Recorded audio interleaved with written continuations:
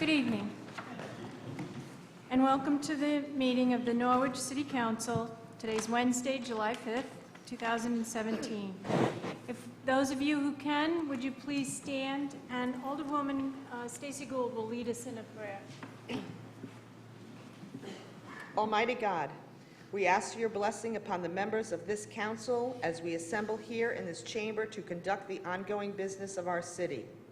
With your guidance, we will strive to ensure that all our decisions are for the common good, and your inspiration will instill respect, compassion, and thoughtfulness in all our deliberations. Give us the strength and wisdom to lead by example as the people's representatives, and that peace and harmony will mark all our proceedings and keep us faithful to the trust placed in us by the citizens of your community. Amen. Alderman Braddock, would you lead us in the pledge, please? I pledge allegiance to the flag of the United States of America and to the republic for which it stands, one nation, under God, indivisible, with liberty and justice for all.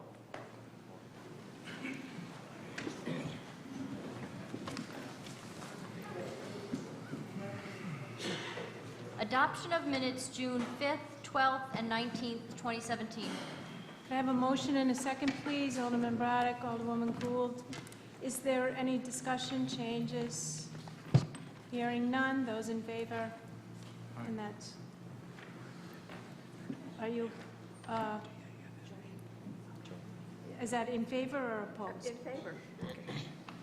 So that's unanimous. Public hearing, number 1. An ordinance appropriating $2,400,000 for the planning and design of various improvements to combined sewer overflow facilities, authorizing the issuance of $2,400,000 revenue bonds of the city secured solely by sewer revenues to meet said appropriation, and authorizing the city and the sewer authority to enter into grant and loan agreements and a general resolution with the state of Connecticut with respect hereto. I declare this public hearing on said proposed ordinance open. Do you read the letter from the commission, please? January 23rd, 2017, to the Honorable Mayor and Alderpersons of the City Council of the City of Norwich.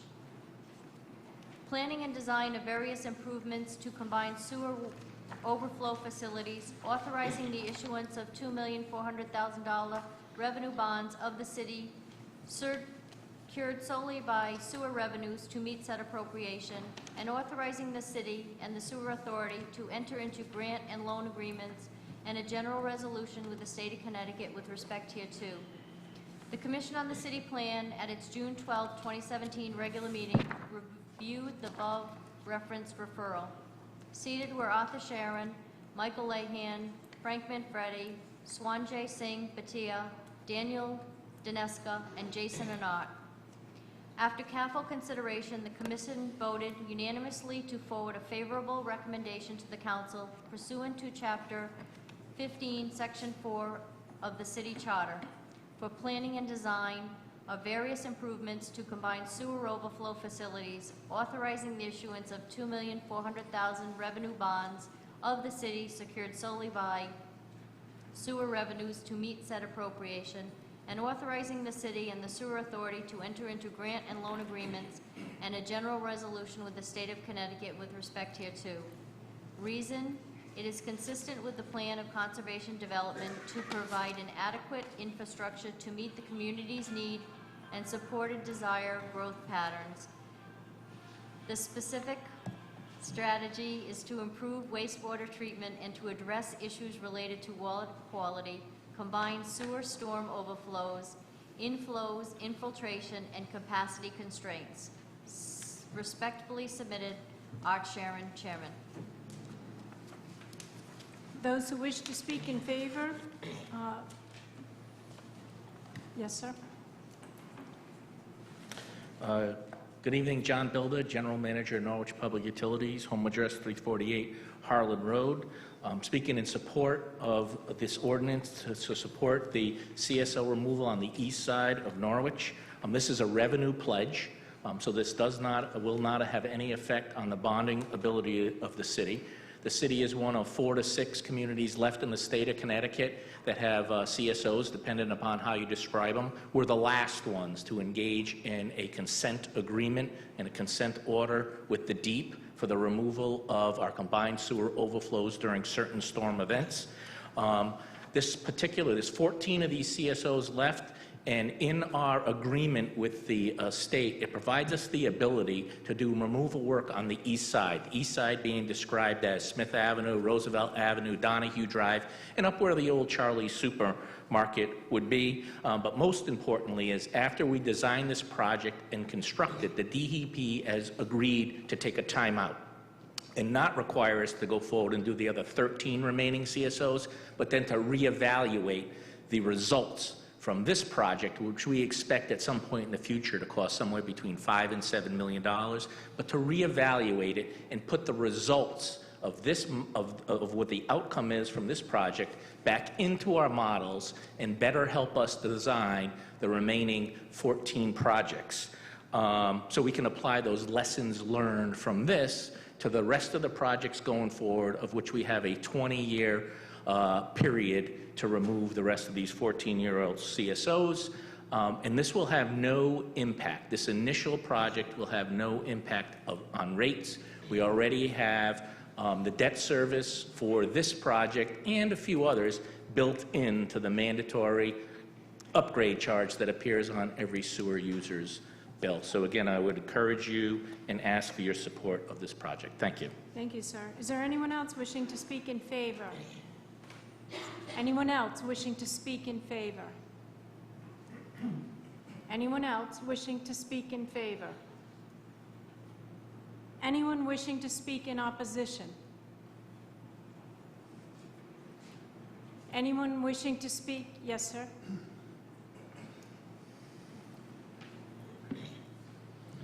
Good evening, David Crabb, 47 Prospect Street. Lacking the exhibit that the general manager described about the state of Norwich combined sewers, it hasn't changed my opposition to this. It would have been helpful had that information been attached as an exhibit to this ordinance. My initial opposition was that NPU's recent restructuring needed time for the board to adapt to General Manager Bilda's readjustment from the trauma after months of bulletin front page news. Possibly this restructured board might find a rate cut overdue among these millions that are distracting their focus. Customers may never see enough to pay for a day at a local fair, but some might buy an extra tomato at the farmer's market with a rate cut. After all, didn't the council cancel an interview with the former board members in accordance with the old adage about the wheels of justice turning so slowly? My opposition increased after reading the top column on Bulletin's Monday editorial page. Its first line in a long time of Washington Post fake news was, "Connecticut needs workers to give back more." The freelance reporter is president of a Connecticut business consultancy. The column stated the state of the state, and he opened his long summary by declaring that Connecticut is in a death spiral. Don't forget the state commitment to Obamacare almost guarantees an end to municipal aid, much less a zero increase in our sewer fees. Aetna's headquarters move to New York City will accelerate the brain drain in Hartford and eventually across Connecticut. This is premature. Wait several months to see what's going on in the state. Thank you. Thank you, sir. Anyone else wishing to speak in opposition? Yes, sir.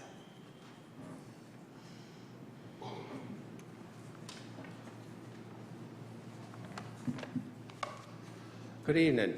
Rodney Bowie, 62 Roosevelt Avenue. I happen to live in the affected area, and at the moment, things seem to work just fine.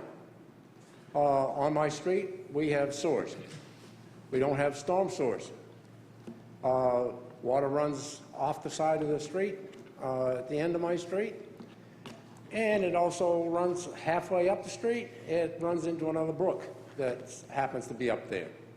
Now, if you're talking about digging up the street and putting in another sewer line, no, come on, give me a break.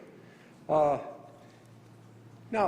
we're allocating a lot of money for engineering.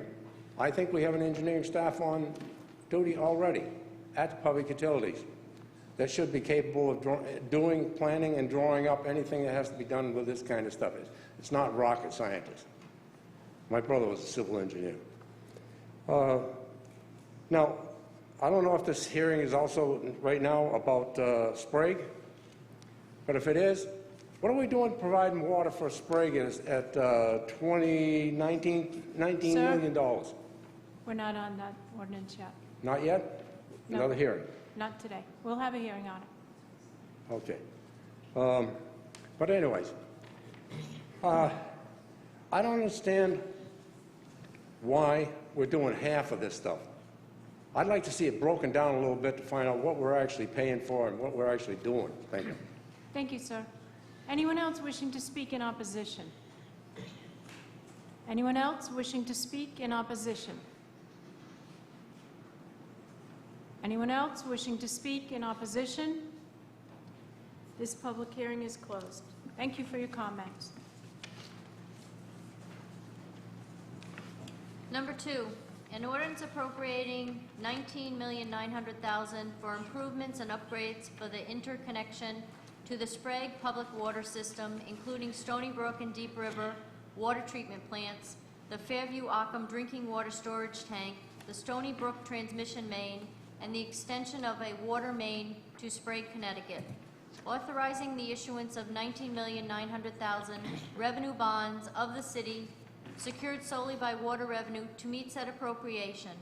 Authorizing the city and the Department of Public Utilities to enter into grant and loan agreements and a joint resolution with the state of Connecticut with respect hereto, and repealing prior ordinance numbers 1699 and 1724, financing the Stony Brook filtration improvements and transmission main, and consolidating and expanding those improvements within one ordinance herein. I declare this public hearing on said proposed ordinance open, and the city clerk will read the letter from the commission.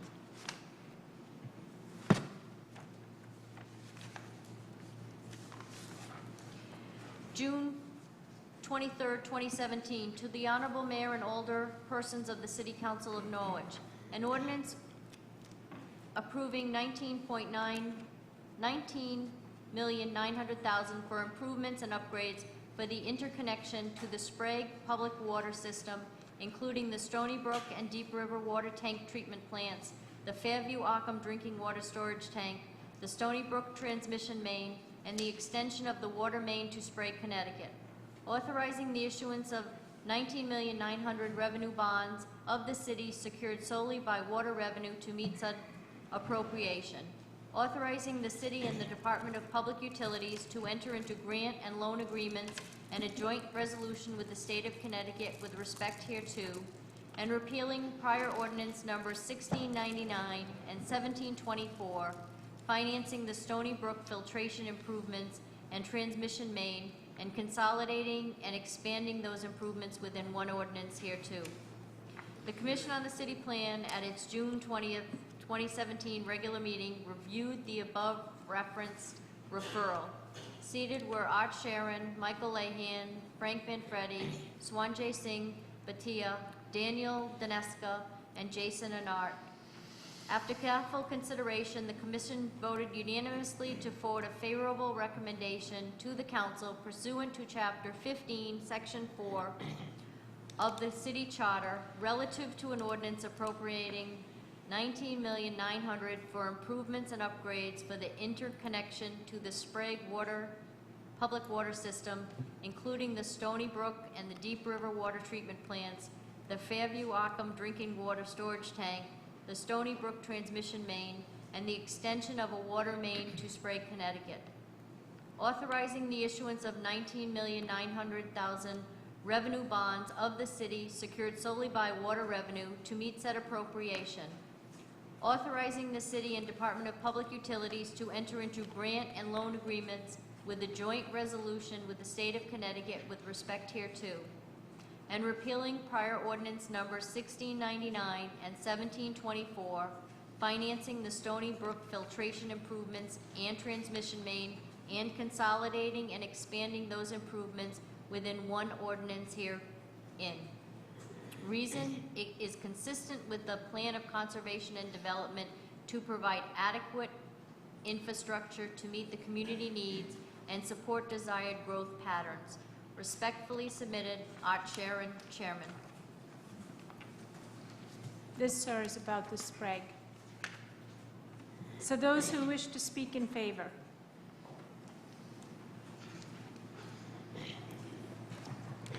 John Bilda, General Manager, Norwich Public Utilities, home address 348 Harlan Road.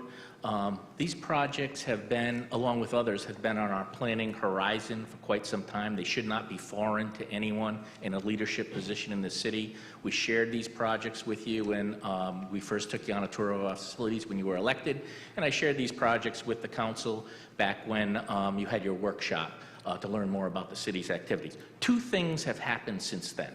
Number one, the State Department of Health has lowered some drinking water quality parameters that we find very, very challenging to meet right now. Quite frankly, we don't meet them all the time. And the second thing that has happened is Flint, Michigan, which has caused the state and the EPA to tighten up all of our testing parameters and the way we go about this across the city different than we had done in the past.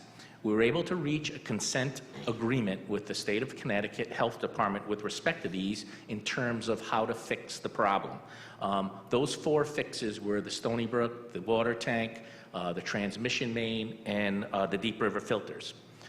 In the interim of that, the state approached us and said, if we can make this a regional project, if the city of Norwich pays for a water main to go out to Sprague for emergency purposes, they will fund that at 50 cents on the dollar, but better yet, fund the Norwich projects at 30 cents on the dollar rather than 8 cents on the dollar. So what does this mean in dollars? If we were to do this alone and not do Sprague, it would cost our ratepayers through debt service $15 million.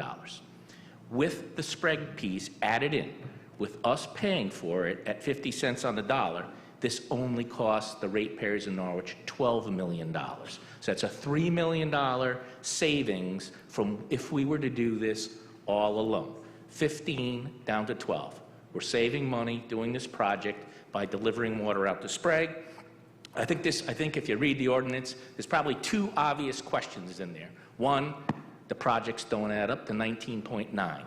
The difference between the two is a contingency. These are construction projects, different than that of the engineering projects on the sewer thing. And then what's this going to cost the ratepayers? This is going to result in a 4% increase to our ratepayers in 2020. 4% to the average customer, the average residential user, is about equivalent to this, $2 a month. One bottle of this is what it's going to cost our ratepayers on a monthly basis to have pure, clean, and safe drinking water available. Thank you, and I encourage your support for these projects. Thank you, sir. Anyone else wishing to speak in favor? Anyone else wishing to speak in favor? Anyone else wishing to speak in favor? Anyone wishing to speak in opposition? Yes, sir. Yeah, hi. My name is John Oldfield, and I wasn't even going to speak about this. I'm waiting for the big enchilada at the end of this. But you know what? Norwich water is Norwich water. As Mr.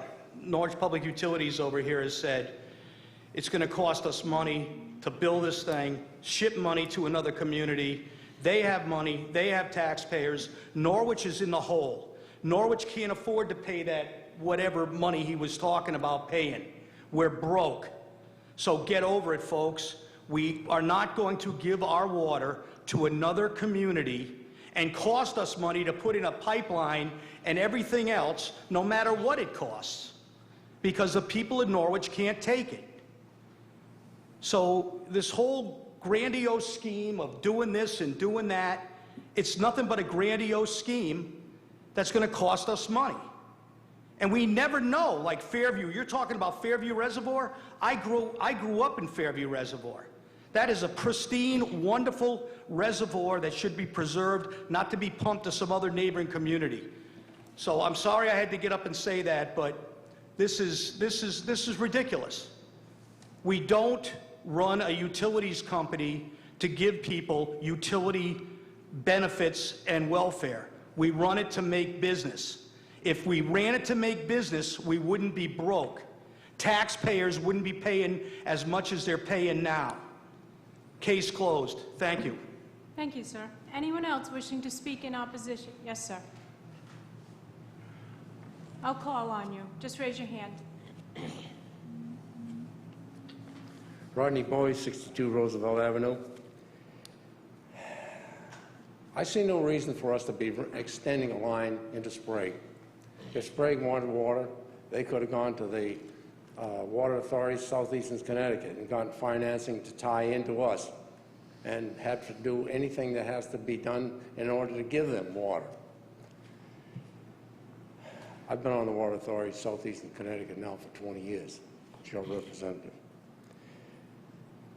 I don't see any reason for us to be forking over $19 million, $20 million for this particular project at all. And when I'm told that it's not going to cost any money to us, all I got to do is look at my water bill and take a look at my sewer charge. My water bill is high enough, but when I look at my sewer charge tacked onto that at 150%, I'm like, ugh. I'm lucky that I can afford something like this at my particular age. But there are a lot of people in this town that cannot afford the drinking water that we get. We've got such a good thing, we can't even afford it. So I want you to take this, break it down maybe, into what should be done and what needs to be done, and what belongs to Sprague and what belongs to us. I don't think we should be paying for Sprague to hook up to water, Sprague, Franklin, or any other town we're thinking of. Thank you. Thank you, sir. Ma'am?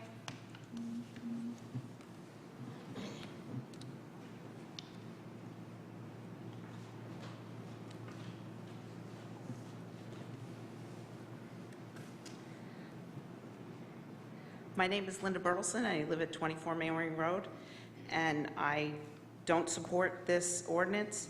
I've done some research on this, and it leaves me with a lot of questions. What is the benefit to Norwich is the primary question. The water ratepayers of Norwich are expected to pay for this bond in the end, probably with increased rates. Sprague will be getting a free extension to allow them to get water in an emergency that may or may not happen. Mr. Bilda gets to extend MPU's possible business into Sprague, as quoted in the Norwich Bulletin article of April 25th of this year, speaking about the water line extension after it is put in. Will that expand at some point? That remains to be seen. That was the part that was a direct quote. MPU proposed this expansion, not Sprague, but Sprague benefits from it, and MPU gets to try and expand its reach. I don't know if that is the best thing for the current ratepayers. Also, the finances don't make sense. The total amount in the ordinance to be bonded doesn't add up to me. MPU received a $5 million bond from the State Bond Commission on May 12th. The ordinance states they are getting about $6.1 million. The article in the newspaper does say they will get reimbursed for half of the Sprague project, which would be $1.6 million. When I added the numbers, they don't add up. How did they get the figure of $6.1 million for bonding? Two of the projects have already been bonded, one in 2014 and one in 2015. The one in 2015 for the Stony Brook filtration system was already increased from $2 million to $4.7 million. Why have these projects not been started or completed, for that matter? The total of the two bonds in 2014 and 2015 is $10.8 million. And now, when you combine those two bonds, they're $12.4 million. Is combining these projects a way to increase the bond for the Stony Brook projects without coming back for more money? The next question, When I researched this bond, I noticed there have been quite a few for NPU in the last couple of years, and several times they have been combined and amended to increase the original dollar amount.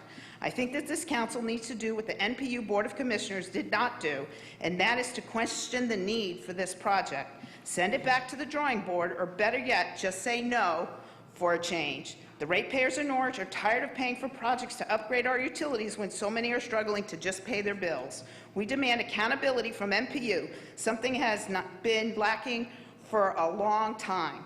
We need to know that our money is being spent on projects that are correcting things, not adding to NPU's grandiose ideas of becoming a regional supplier of utilities. Thank you. Thank you, ma'am. Anyone else wishing to speak in opposition? Yes, ma'am.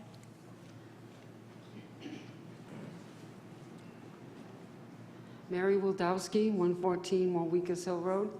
I'm totally against this project, too. Norwich is broke. I can hardly afford to pay my taxes or my electric bill, and that's all I get is electric from the city. Why are we taking care of Sprague? I mean, if they haven't got any water, let them take care of that problem themselves with their own money, of Sprague's money. I'm sick of it, and I'm sick of this nonsense. We elected you people in November, and you're supposed to be taking care of we the people.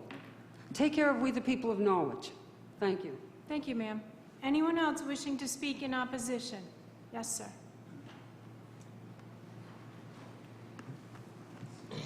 Good evening again. David Crabb, 47 Prospect.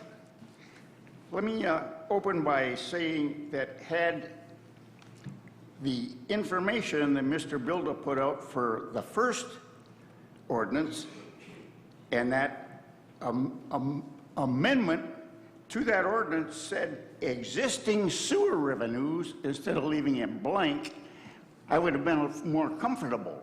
And I would be more comfortable with this if an exhibit had been put out instead of these grandiose plans that we've heard about so many city projects that have never happened to fall under the scope of the problem as far as dollars concerned.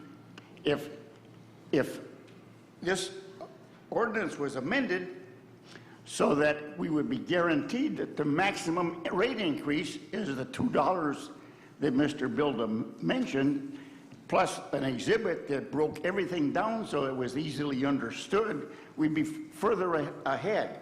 Now, my initial opposition was that NPU's recent restructuring needed time for the board to adapt to Mr. Bilda's form of governance.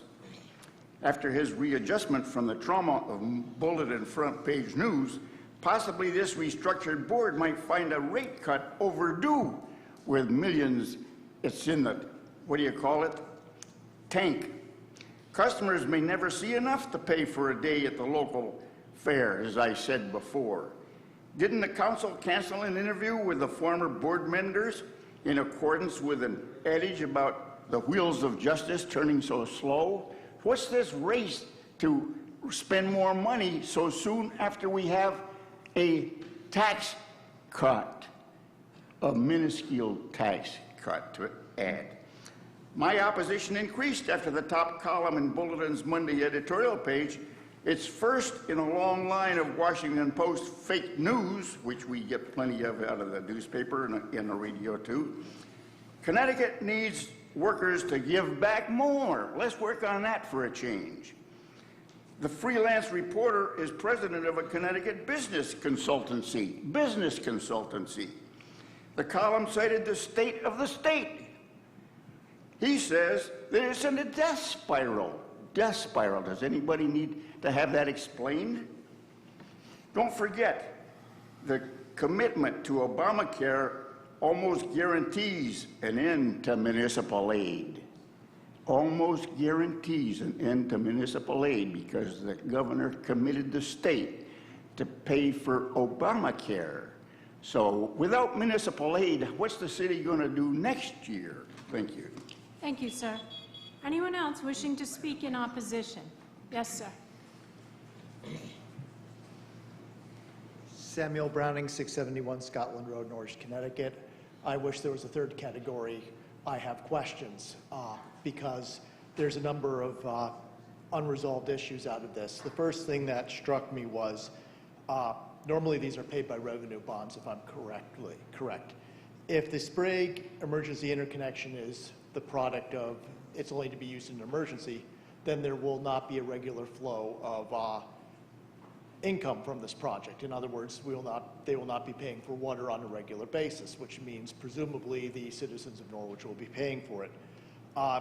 The question I would ask is it possible to structure it so that if the state is paying for half, that Sprague pays for the remaining half of this proposal, which would conceivably save the Norwich taxpayers over $1 million. The second question I had involved Stony Brook Transmission. This looks like it's located in Montville. Is it my understanding that this will facilitate the sale of water to people in Montville, and therefore we will make this back in revenue? And secondly, if that's the case, what is the break-even point? 10 years, 20 years, how long will it take for the citizens of Norwich to be paid back for extending what is in essence credit? Thank you very much. Thank you, sir. Anyone else wishing to speak in opposition? Yes, sir.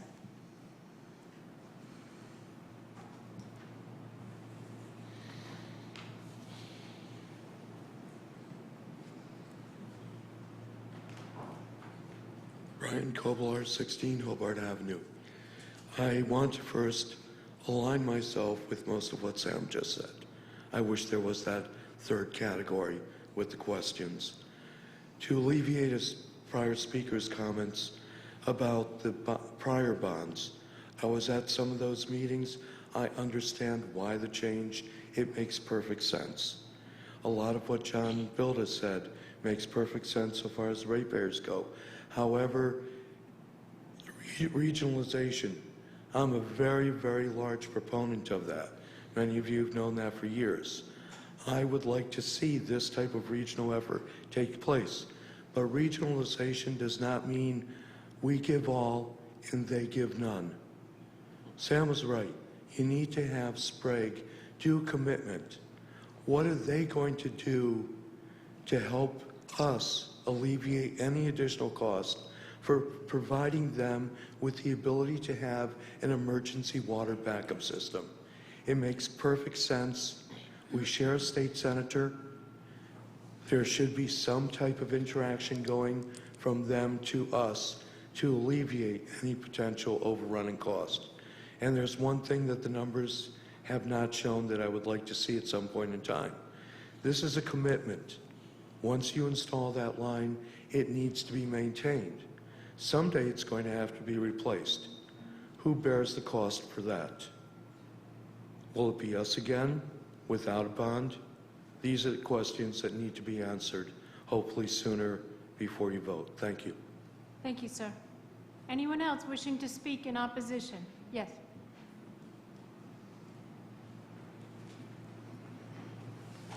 Hi, Stephanie Burnham, 26 Cedar Lane. To echo the previous speakers, while I understand the benefits of a strong regional infrastructure and I support everyone having access to clean drinking water, as far as I know, the Sprague residents are not ratepayers. These sorts of projects have to have mutual benefits for all stakeholders, and it is unclear where the revenue to offset the cost for the projects are coming from. I just want to know what the future vision is and would appreciate a little more transparency in explaining the details of the project to the ratepayers. Thank you. Thank you. Anyone else wishing to speak in opposition? Anyone else wishing to speak in opposition? Anyone else wishing to speak in opposition? This hearing is closed. Thank you. Number one, an ordinance appropriating $2,400,000 for the planning and design of various improvements to combined sewer and water overflow facilities, authorizing the issuance of $2,400,000 revenue bonds of the city secured solely by sewer revenues to meet said appropriation, and authorizing the city and the sewer authority to enter into grant and loan agreements and a general resolution with the state of Connecticut with respect hereto. Is there a motion and second to waive the reading of the full text and incorporate it into the minutes, said ordinance being given the second reading? Alderwoman Philbrook, Alderman Braddock. Those in favor?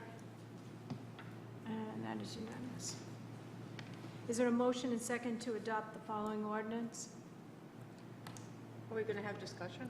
Yes, if we can get a motion to bring it forward, please. Alderwoman Gould and Alderman Braddock.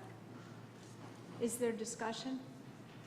Yes, Alderwoman Philbrick. Okay, first of all, I'd like to start out with a personal pet peeve that I have been asking the city to address for years.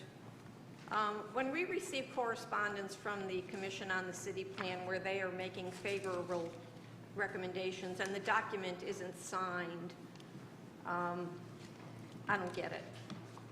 I don't know if yours in the city clerk's office are signed. I think the ones that we receive in our packet should be signed. These are important documents, and consequently, but I will be pleased to accept your word, Betsy, that they are signed in your office. I'd like to thank Mr. Bilda for taking the time to sit with me and explain some of this very technical mumbo jumbo. It's also a great use of ratepayers' money to see 1, 2, 3, 4, 5, 6, 7, 8 suits from NPU here tonight. So I'm sure we'll get all our questions answered.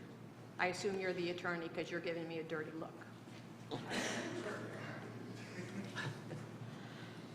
The only questions that I have, I have two questions. This is for the design and planning. So this is not the meat and potatoes. This is just the design and the planning. Can you give us an idea of what the implementation of this project will cost? Please.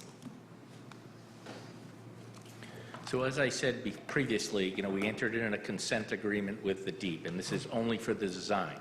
We have no idea what the construction costs will be. It'll be the two components. Either the drainage pipes will be removed and replaced, or the sewer pipes will be removed and replaced so that when it rains, in as much as people on Roosevelt Avenue think their sewers are working correctly, they are not. They combine together and they discharge out underneath the A Street Bridge during storm events into the river. So what you think may be sewage working properly and making it to that plant doesn't happen during certain storm frequencies. Again, the important part here, I think, is after we design this and build it, we will be back at some point after the design, passing the same type of ordinance again for the construction of this project that we expect to be somewhere in the neighborhood between $5 and $7 million. There'll be a delay between that because once the design's done, we will go out and then replace any existing gas mains or water mains that will be compromised by the sewer construction. So, this in terms of paying us back, this is 2020, 2021, but we have to design it, then go build it, and this ordinance, again, what I think is important, which got included in the consent agreement, gives us a timeout. And then we get to reevaluate, what the outcome was and the results of all the work that we've done as compared to how that aligns with the models that are basing all these decisions on. Norwich is an old community. We don't know a lot about where the sewer pipes are. We don't know where they're combined. There are a tremendous amount of unknowns surrounding these type of CSO projects. And of these, 4 to 6 communities that are left are finding these projects very challenging. So I think, that's a good thing that the DEP, was agreeable for us, is basically taking a time out and then apply the lessons learned to the projects going forward.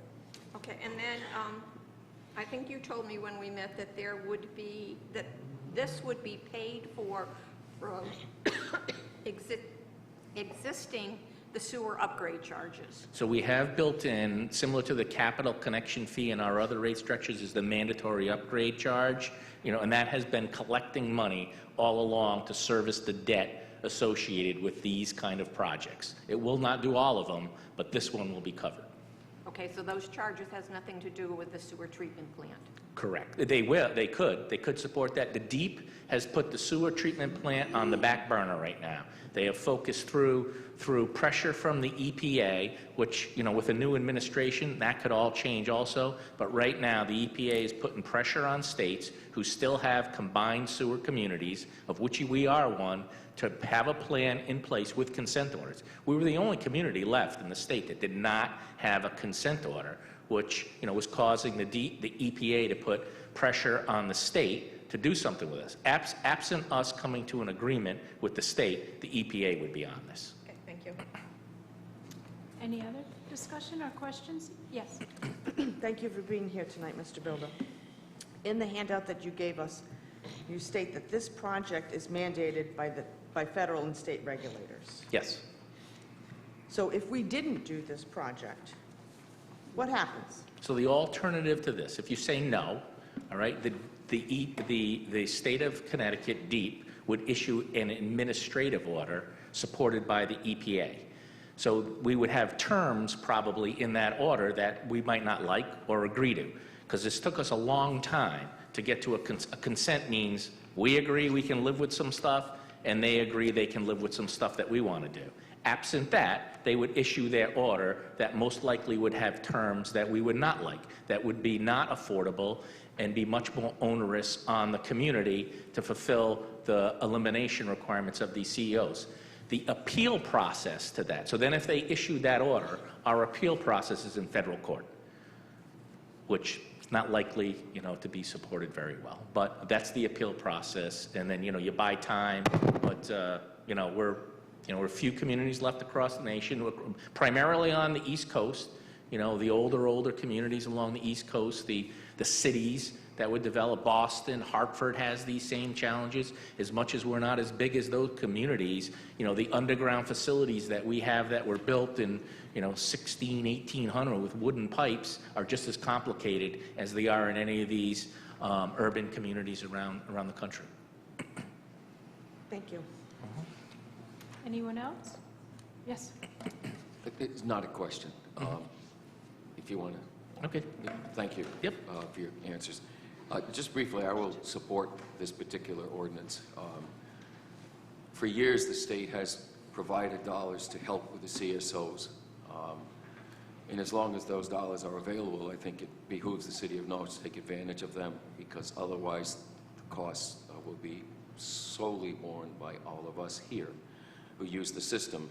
And this will result in future eliminations of raw sewage going into the Shetucket River, and I think we all benefit by that, for those of you who care about the harbor.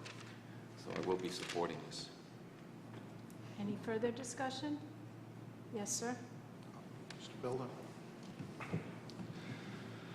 A lot of people echo the sentiments about, you know, expanding into different cities, and I was one of those persons at one time. But with this project, how you...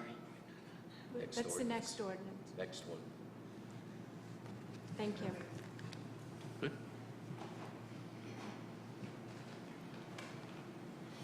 Now, do we have any discussion on this ordinance? Hearing none, I will remind the council that this is a bond issue requiring a 2/3 vote, and we'll do a roll call. Everyone ready? Alderman Nash. Yes. Mr. Martin. Yes? Alderwoman Gould. Yes. Alderman Braddock. Yes. Alderwoman Philbrick. Yes.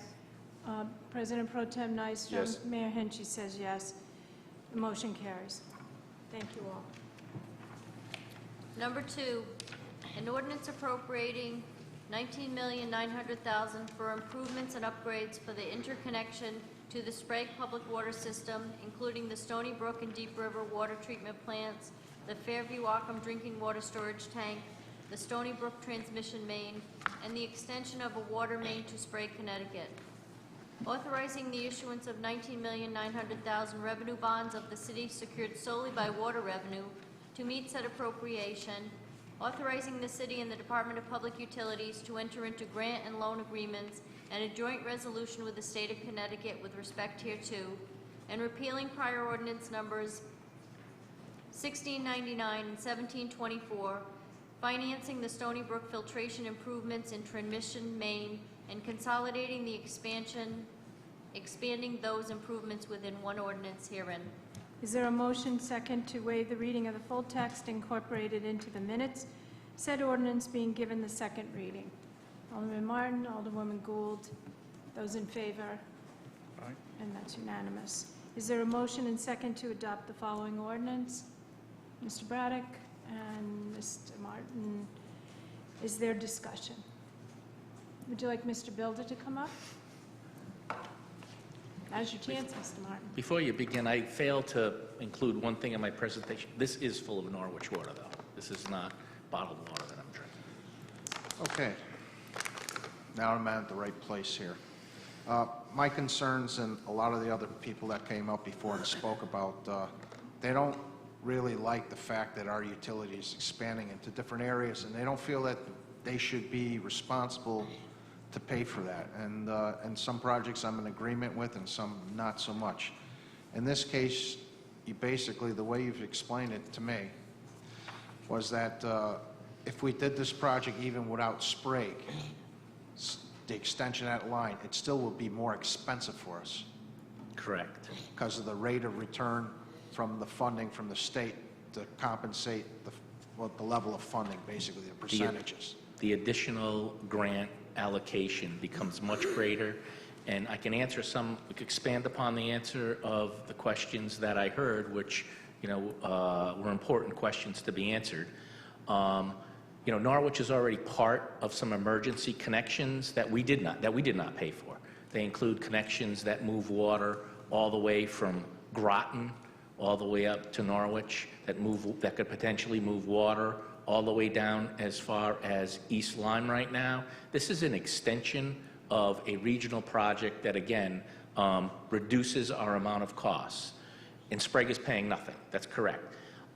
In the event that at some point, and the state is driving this. This isn't Sprague driving this. The state is driving for regional water quality solutions and regionalization of water systems. So the state's driving this whole process. In the event that Sprague, particularly the Baltic section, so when we talk about Sprague, this service area is really just the Baltic section of Sprague. That's a completely, if they need a permanent connection, that's a completely different conversation with the town of Sprague at that time, so that, we're sure they're paying their fair share for our infrastructure. But right now, this is an emergency connection, the same as the connections that we have other places throughout southeastern Connecticut. Should, some event occur that we find ourselves with a water quality issue or a major main problem, we can rely on those connections. This is being developed and built for those same reasons. And again, in the event they become a permanent customer, that's a completely different conversation held sometime in the future, of which, it will be our responsibility to make sure they pay their fair share. Approximately how many feet of line are we extending?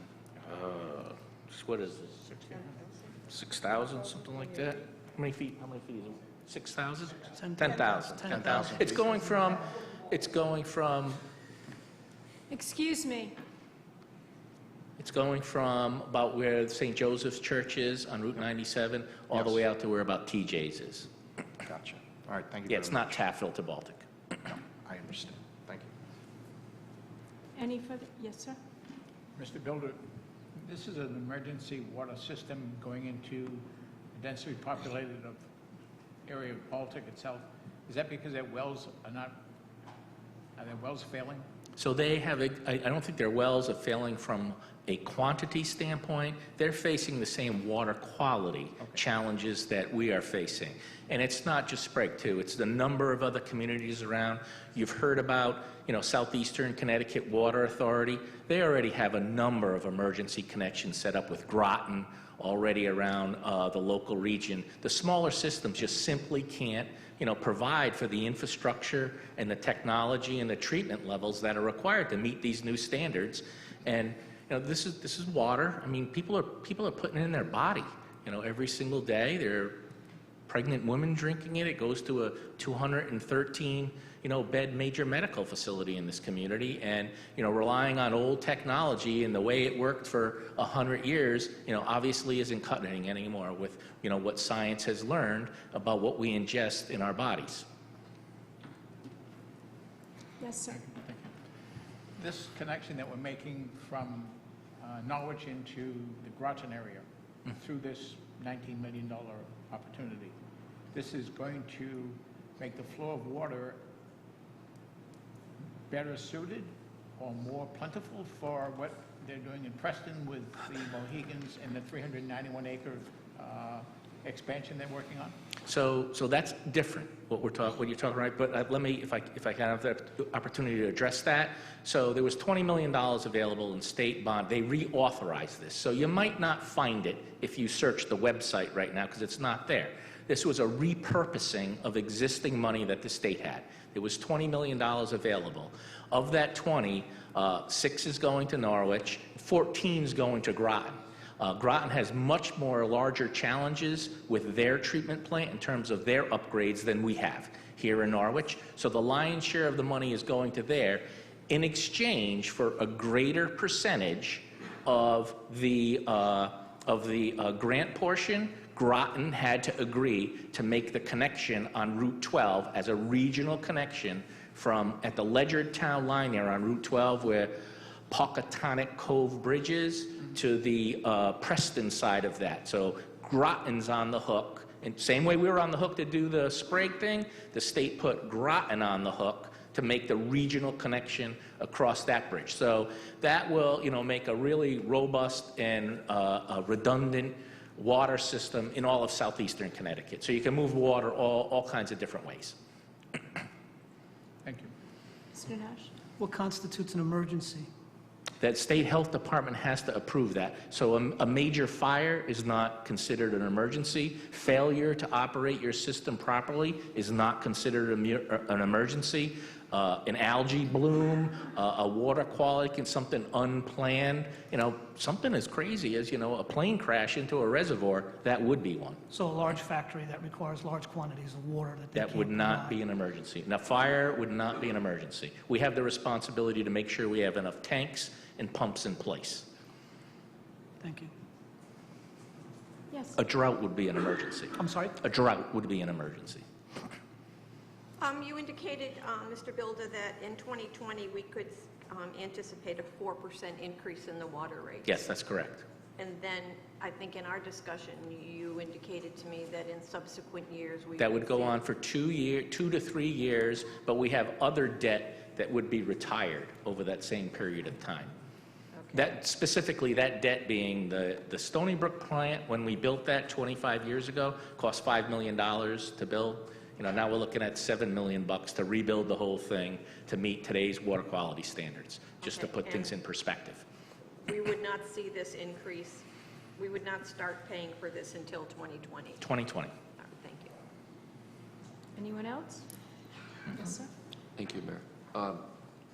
The 2 prior ordinances that are being repealed, can you tell us when they were adopted and the repeal of them, what does that result in?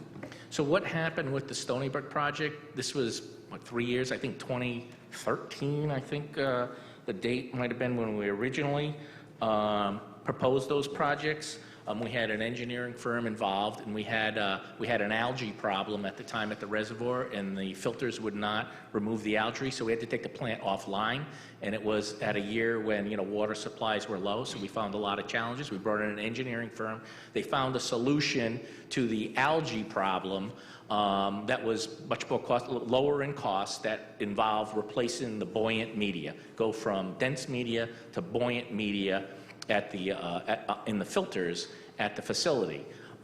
Since then, we had these issues with the changing of the limits now. Those new water quality limits are related to disinfection byproduct rules, specifically trihalomethanes, of which, it occurs as you mix chlorine and organic materials that's in the water, creates these trihalomethanes that the upset limit previously used to be at around 120 parts per million.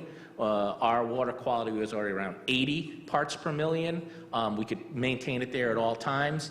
They lowered that limit to 80. So some days we make it, sometimes we don't make it, sometimes we make it, sometimes we don't. And then Flint, Michigan happened, and the state now, as I can share with you, our orders that, we receive on a regular basis for non-compliance during certain testing periods with respect to that. So we brought in a new engineering firm to get to your answer, who reevaluated things and say, hey, the buoyant media will solve your algae problem, but you got this other issue on the horizon that is these trihalomethanes. You got a small solution here. If you go to a different type of treatment process, dissolved air flotation, you will not only solve your algae, you will solve all these other issues with it, but it costs more to do that way. So that's the path we're on now. We never spent any of the money associated with any of these other projects. We've stopped them and revisited them. So these are not compounding. These are not compounding in any of the previous bond authorizations that we have in place. So it's your contention then that this new bond replaces those prior authorizations and any expense? Correct. Correct. And a previous speaker who had concerns about that, are you addressing her concerns right now as well? I think I am. If you'd like me to expand in any other way that might be on your mind, I'll be happy to do that. Well, she mentioned 2 specific years when bond authorizations did in fact take place for subjects that are contained within this document. It's your contention that this is supplanting those prior authorizations, and that no action that was authorized those prior years will take place. It will only happen through this authorization. That is correct. Thank you. Alderwoman Gould. Okay, I'm going to start with Stony Brook, which is the waste handling system located in Manville. That's for us in the city of Norwich, correct? That's correct. It's part of our entire system. Wherever our water flows, it's not going to benefit Montville in any direct way. Correct. Okay. We don't sell water to Montville, or? We do have some customers in Montville, very, very limited number. Okay. Deep River is located in Lebanon. The plant, the reservoirs in Colchester. Right. Does that, we sell any water to Lebanon or Colchester? Yes, not to Colchester, to Lebanon. Okay. So the filtration system that's there, the rapid sand filtration system, that's to Improve water quality improve water quality for people who live in Norwich? for our entire system. For the entire Norwich, system. entire system. Okay. The Fairview Ockham Water Storage Tank, located in Ockham. Tap. Canterbury Turnpike. Canterbury Left-hand Turnpike. side heading up the hill. Is that for us in Norwich? Yes. The Sprague Emergency Interconnection. If Sprague had to use that water for an emergency, who pays for the water that they use? They would. The town of Sprague? Yes, correct. Okay. So if they have to use this line, they're going to be charged for it. It's not free water. Correct. They pay the retail rate the same as any other customer would pay. Now, anybody in Norwich who's on the tail end of this expansion into the Baltic section, will they have the ability, if they right now have a private well, to connect to this water system? Yes.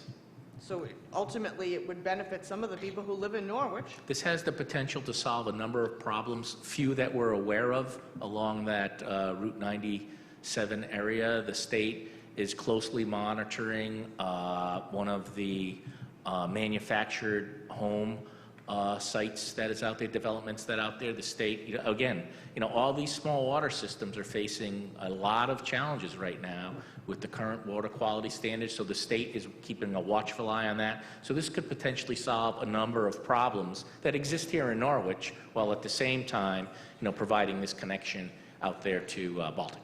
Okay. And do you think that at some point in time, this is going to lead to a, I don't know, I don't want to use the word watershed, but this tremendous expansion into Baltic for development, because now we have this emergency water line there? People are going to be racing down to Harry's Market to open a business because there's water now there? It's now a seafood place. Oh, I'm sorry. In The old Harry's Market.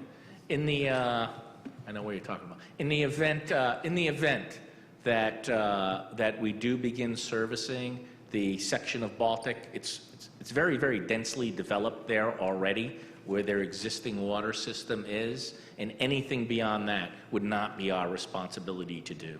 Any agreements would be future agreements in terms of, number one, who would pay for the pipe, But more importantly, pipe is cheap. It's the natural resource that's expensive and the quality of that natural resource. And that would be an important discussion to have at that point. So at this time, in the event something would happen on a more permanent basis, it would be limited to their existing service area, which effectively is just that Baltic section of Norwich, I think where the Baltic section of Sprague, and where the fire, I think they have an elderly housing place across the railroad tracks, and the school. The school, sales school is on their water system, and it ends right there. Okay, thank you. Anyone else? Yes. Just a quick, thank you, Mayor. Quick question. As the line runs past homes on Route 97, many of them have their own private wells. I was visiting one particular person on Sunday. We were talking about the issue, and they had a question, so I'm going to ask it. If you're on a sewer line past someone's property, there's an assessment that follows that, even whether you're tied into that sewer line or not, correct?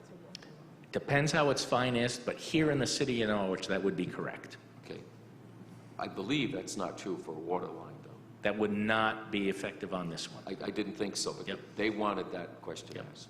We plan on canvassing the neighborhood once this is approved through a number of direct mailing communications along with stuff on our website to really take some time to educate those folks along the water line, because it will be important for those that want to connect in to do it while we're under construction rather than after the fact, because then they will bear the cost of digging up and resurfacing Route 97 rather than doing it in conjunction with when we're under construction.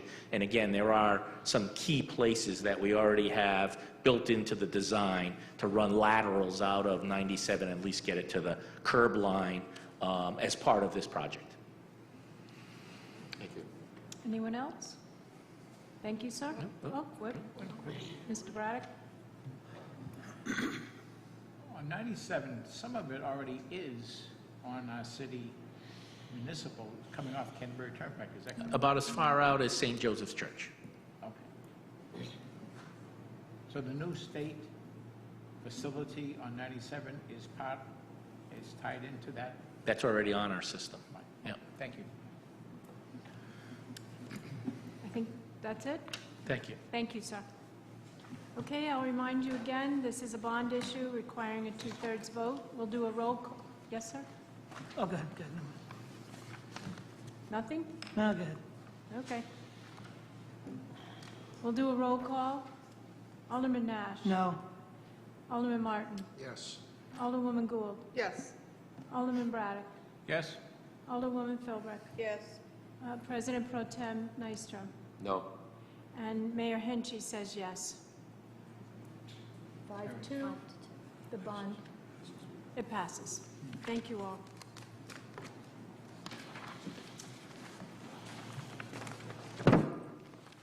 Petitions and communication. Update on the 134th Annual State Firefighters Convention, Association, and Parade. I believe we have Mr. Schlau.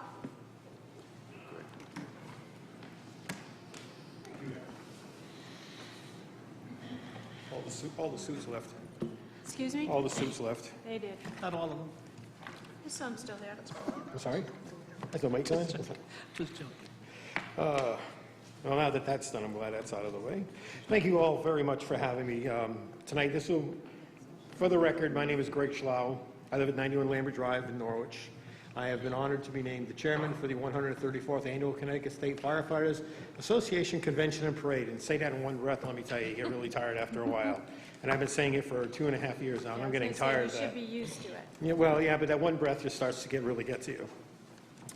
I've not addressed you as a council for a while. I had the honor and pleasure of meeting with Mr. Solomon and going over some, so I want to thank you, Mayor Henchy, City Manager Solomon, and all the city council members for having me. And I'm sorry, I had to buy these new glasses because somewhere on vacation, my actual reading glasses are now in the Caribbean, so I have no idea where they are. Thus far, we've progressed fairly well in the convention. We're only 10 weeks away at this present time. For those who are not aware of it, the convention will be taking place from September 15th through 17th of 2017. It'll be hosted by the Tampa Fire Department. who's celebrating their 100th anniversary this year. That's how we got this project in. Thus far, we're on schedule of everything we have planned. I met with the Norwich Police Department. We're working closely with them on the parade route, and as well, I've had many discussions with the Connecticut State Police and the DEP. The parade route will be as follows, and I'm sorry, I have to read this. The lineup will be on Riverview Drive. And for anybody who doesn't know that, I always thought it was called Incinerator Road, but it's actually Riverview Drive in Lisbon off of 169. So just for a little back thought. Fire apparatus will begin to line up along this road as bands and civic units will line up along Route 169. We will have up to Clubhouse Road to use this section of the highway. I would be remiss at this time, and I really will be, if I did not thank the Town of Lisbon and the first selectman of the Town of Lisbon, Tom Sparkman, for granting us permission to use part of their town for this celebration. The route will go from Route 1 off of 169. We'll turn down onto Norwich Avenue, continue all the way down to North B Street. If people are really unconfused with the streets in Taffel, when you hit the Green Church, take a left. That's North B Street. We'll go up there and take a left onto North 2nd Avenue and then a right onto Providence Street, ending at Waquanic School. The parade will be held on the 17th of September. Roads in the area will begin to be shut down approximately at 11:15 a.m. And I ask that all citizens of Norwich look to the newspapers, because we will put it in the bulletin and the day, as we will be posting these road closures and other information for the weekend. The convention meeting will be held on Saturday the 16th. It'll be held at Kelly Middle School. Vendors will be allowed to come in. Vendors have always been an integral part of the State Firefighters Convention. Vendors are not always necessarily just fire equipped or for just firefighters themselves. Anybody in Norwich who wants to come in and see a vendor, you're more than welcome to come in that day, take a look around. The vendors will start coming in at 8 o'clock in the morning. Only those, however, who have appropriate credentials will be allowed into the convention meeting, i.e. the firefighters and their delegates and the invited guests that I have already will be inviting to this event. Unless we reach our capacity, which we have not at this time, all vendors that apply will not be turned away. Friday afternoon, Chief Jenks and I will be meeting with the State Firefighters Association at a luncheon that I'm happy to say will be held at Prime 82, as we're trying to keep everything in Norwich as much as possible. We'll go over the itinerary for the entire weekend. They cannot really change what we have planned for the weekend. All they can do is make minor adjustments. Any major adjustments cannot be made at that time. So basically, what I'm telling you right now is going to be pretty much cast in stone, because they can't come in and change our parade route whatsoever. The one thing I would like everyone to know about is we do have something major coming into the city. And it's something that the city should be very proud to have coming into it. And that's the Stephen Siller Foundation Tunnels Towers 9/11 Memorial Exhibit Trailer. It'll be there with us over the entire weekend. It'll be coming in on Friday evening. It'll be here for exhibits for the people of Norwich to see and the surrounding towns. It'll be here from Saturday. The exhibit times will be 9 a.m. to 3 p.m. And on Sunday, we had to change it a little bit because we have to work around the parade. They'll be open from they'll be open 9 to noon on Sunday, then they'll reopen at 3 o'clock or when the parade concludes, whichever it's actually going to be, till approximately 6 p.m. We've also closed it because, as I've stated before in the papers and to you as the members of the council, New York City firefighters are part of this 9/11 Memorial Trailer. There are firefighters that actually were fighting the towers or they were there for the recovery thereafter. These firefighters have been invited to participate in the parade with us. I think it would be only appropriate to have these brave people from this one great city to come and be part of something historic in Norwich. And we're hoping that they have. They have not given me an actual yes or no yet. It's the ball's in their court now. They just have to tell me. But I'm really looking forward to having them be part of all of this. And again, I tell all the citizens of Norwich, the Taffel Volunteer Fire Department, through a very nice sponsor, and I'll give them a plug, All Waste Disposal out of Hartford, paid $10,000 to have this exhibit come in for 2 days. It has exhibits, artifacts from the 9/11 Ground Zero site. It would be the best thing in the world for people to come see this. I've been personally capable of going to see the 9/11 Memorial and the 9/11 Museum in New York City. This is a smaller version, and it'll be a wonderful thing. It'll be a plug for this city because we're only going to be the second city in Connecticut that's ever hosted this trailer before. And it's never been on the eastern side of the state, so it's a little feather in our cap. I want to make sure that I thank all the people that have and are working with me on this event. It is not an easy undertaking, and a gentleman that I had a meeting with last week informed me that normally this is an effort that's worked on by 2 or more fire departments. He said it's very uncommon to find one department taking on such a grave responsibility, but it seemed that we were progressing well. And I take this gentleman's comments very seriously and very to heart. He's done 3 of these state firefighter conventions already, and if somebody comes to you and says you're doing a great job so far, I take that as a thank you very much for your kind words. During our fundraising events, we have done very well. Each of our fundraisers provided us with profits. We never had a loss, thank goodness. Advertisements on the convention book, however, they closed as of July 1st. It was originally set for June 1st when we had the meeting with the State Firefighters Association. They asked Chief Jenks and myself to postpone it another month so we could get more fire departments involved, see if they wanted to do some ads in there. So we did postpone it 1, and the July 1st date is now there. This is the latest we could go. As our printer said that he can't wait too much later after this. Now we have to put things together. I do want to thank all the businesses from Norwich and the surrounding communities that have put advertisements in the convention booklet. It has been 109 years since this event came to Norwich, and they agreed that this is a once-in-a-lifetime opportunity. And if anybody has doubts of that, think of 109 years. Are we still going to be here in 109 years? I know I won't. I'll be lucky if I'm still here 20 years from now. But this is a once-in-a-lifetime opportunity, and I cannot thank them enough for donating and helping us work and get this project going. However, with that in mind, I must state, and I must state in public, that we have not and most likely will not meet our financial goals that we originally set for this convention. When I originally spoke to you, I said we were looking to raise $85,000 to get this project going and have this event in full force as we wanted it. However, as of today, our checkbook reads at $51,000. So that puts us $34,000 below what we want. So obviously some things have to be cut. We're not really sure where we're going to do the cuts right now. We are looking at the parade. The parade, we were planning on letting everyone in Norwich, everyone who was watching the parade, come in and join us for some food and some soda and water afterward. That may be a place where we have to do some cuts. Or we may do some changes in that we're not sure what we're going to do. But it's unfortunate, though, we have to say that cuts are going to have to be made. As you all well know, when you have a budget, if you don't reach your budget goals, something has to go. And it really is unfortunate. I do want to make sure that I let the people of Taffel especially know to pay attention to the road closures. I'm going to take my glasses off because I don't like reading through them.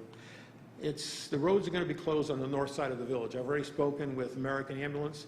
American Ambulance is going to stage an ambulance on the north side of Taffel for us. Everyone on the north side of Taffel will be on the beginning of August. August 2nd is going to be the first day. We're going to start putting flyers up on all the doors, every door, whether it's upstairs, downstairs, front door, back door, so they'll know that their village is going to be shut down on that side. They're going to have ample time to put their cars into the TVCCA parking lot, which is a little preschool that's just down after the Green Church, if they plan on not being in town. They will have a right to get out. The road closures in Taffel will only affect the north side. The south side of the town will still be able to get in and out. Some of the businesses have shown me concern. I'm working with them to try to alleviate some of their concerns. Some of them we're going to allow them to do outside sales. Some said they'll just close for the day and move on to another day and just enjoy the festivities. It has been a pleasure for me. I got to read this because I can't. It has been a pleasure for me and my honor to be chairman of this event.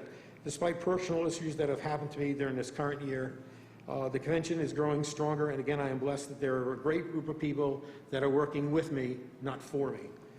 They have taken on issues when I was forced to take time away, and during the passing recently of my mother. I'm eternally grateful to everyone, all the other fire departments in Norwich. I'm very grateful for their support to me, to my family, to this convention. This city has a great history in the fire services, and I want to thank, I know a couple chiefs are here, a past chief and a current chief. I want to say thank you. This is a group that's working together to make this a big event for Norwich, and it's nice to see the fire departments all working together. In closing, I just like to say, though, and ask all of Norwich to enjoy what's coming to the city and town. It's been a long time in coming, and it's most likely it won't be coming here for a long time again. There are many people coming to our city and town, so please be sure to show them the best that Norwich can offer. Don't do the bad stuff, do all the good stuff for Norwich.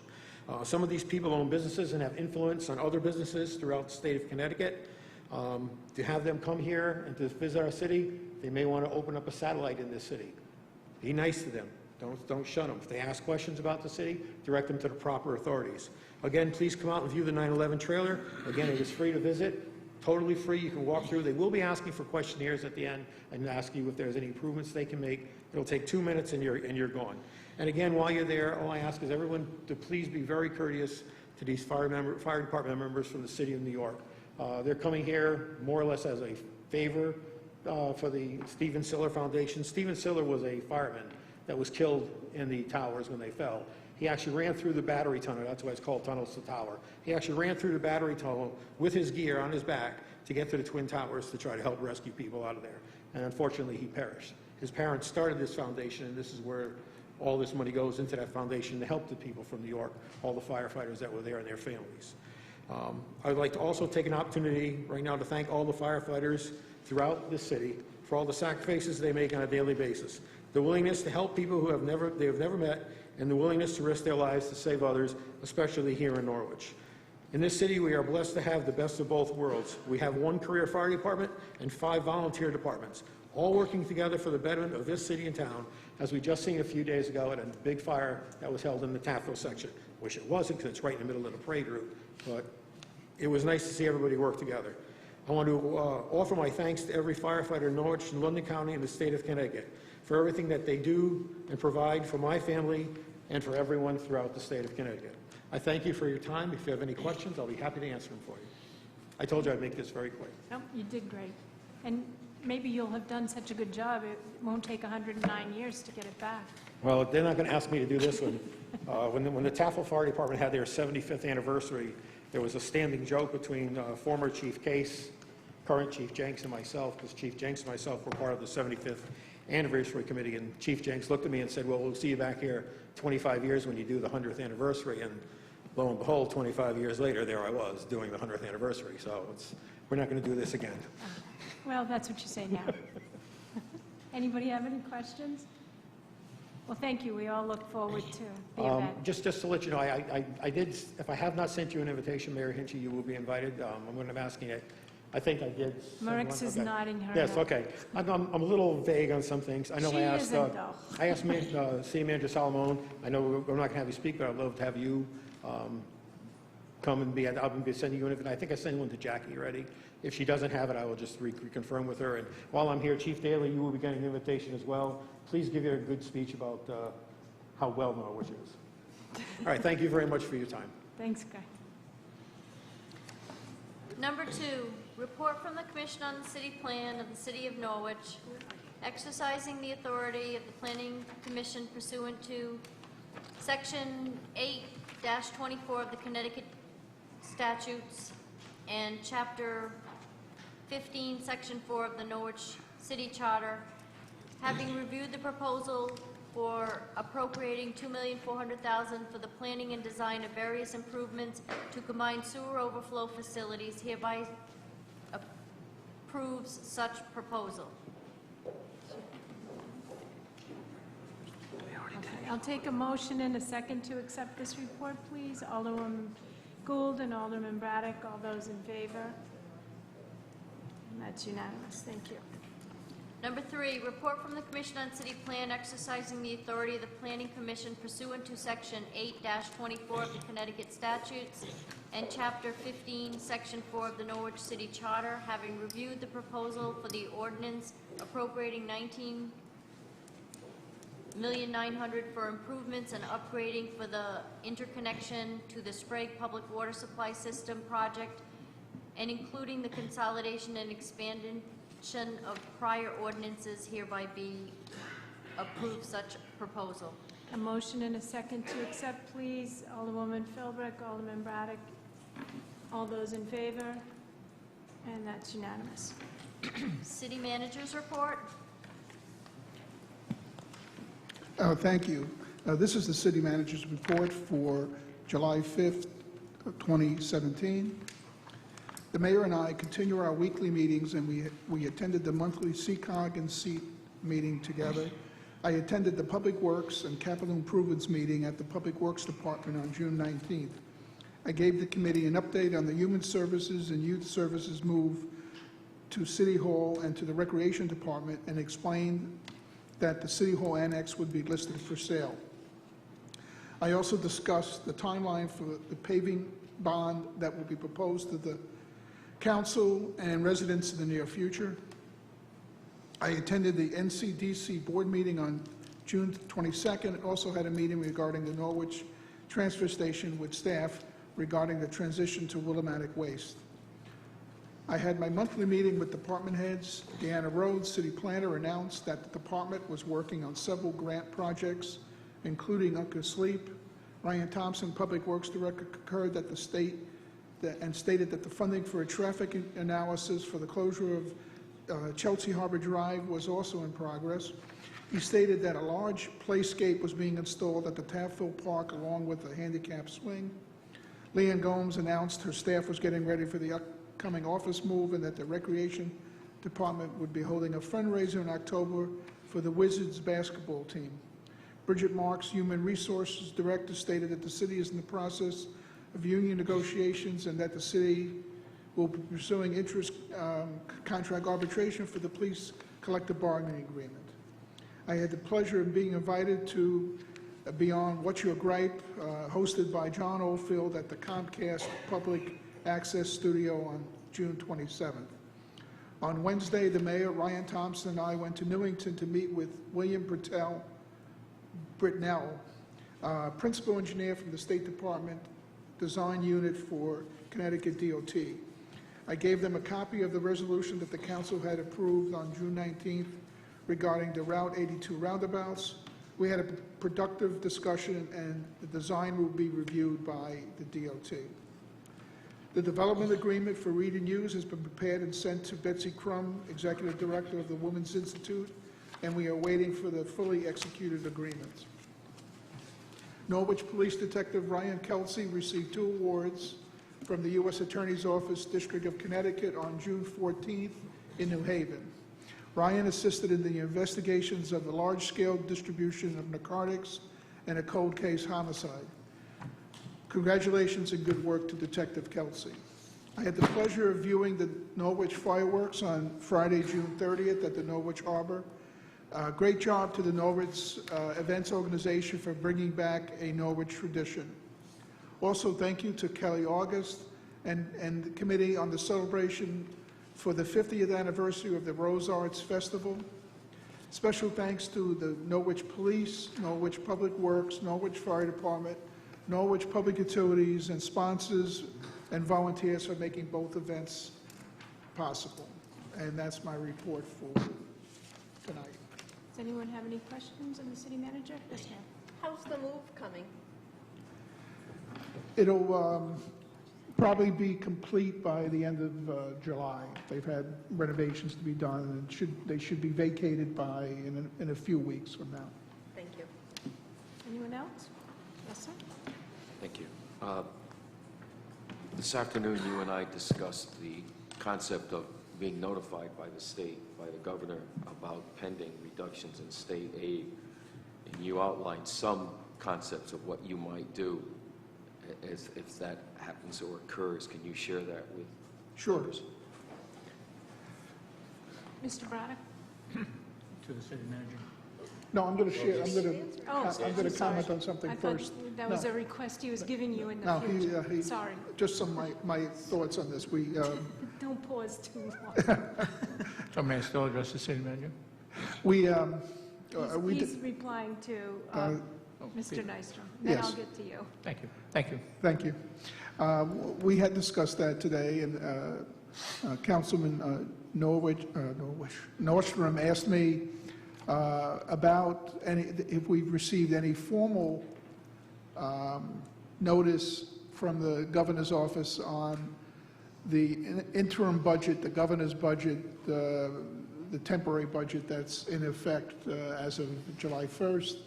I said that we have received information from CCM, but there have been no formal notices of reductions in grants.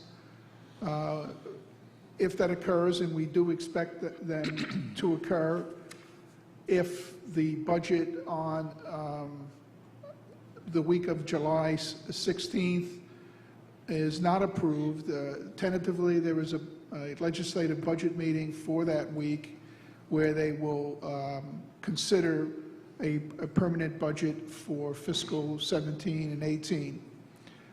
If that does not occur, then I fully expect the governor to begin reductions in state aid per the discussions from CCM.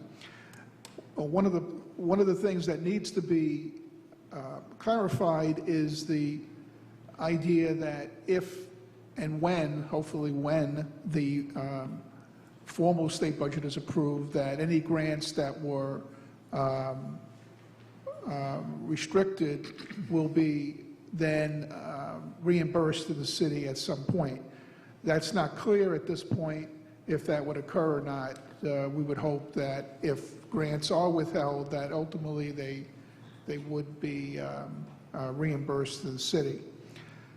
If we have a shortfall in revenue and it looks like we will not get reimbursement, some of the thoughts that I have are a reduction to not all non-necessary or emergency expenditures only, and routine general fund expenditures would be curtailed to try to balance the budget with the loss of revenue.